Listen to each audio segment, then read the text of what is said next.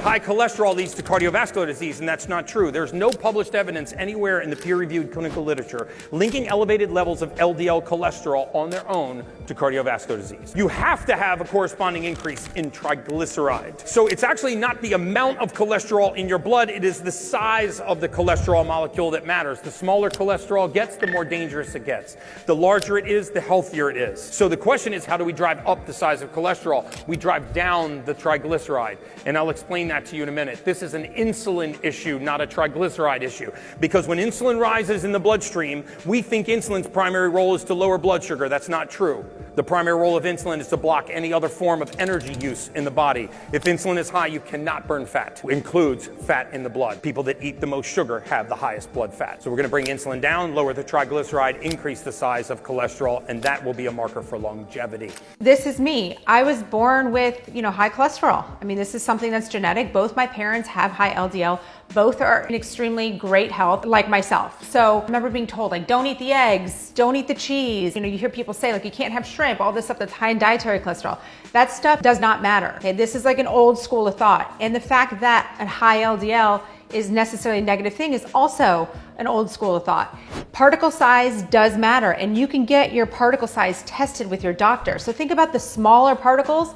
Those have more ability to get stuck inside your arteries, and then they kind of build up on top of each other. Whereas the bigger ones keep swimming on through.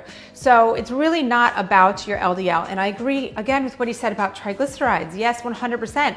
Anytime you eat any excess calories of any sort, it's going to be stored as the triglycerides, like the fatty deposits in your arteries. And if you do have insulin resistance, you're not able to pull this through. So think about it. There's rarely is there someone with type 2 diabetes that doesn't have high triglycerides, right? You don't see that. It's because they go hand in hand. So fixing really that root cause, right? Bringing down that insulin, decreasing the triglycerides is all going to help cardiovascular health.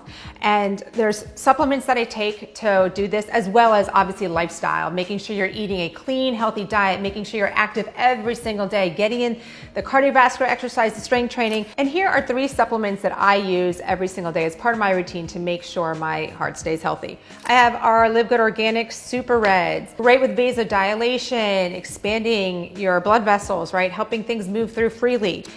Our Factor 4, superior for inflammation, guys.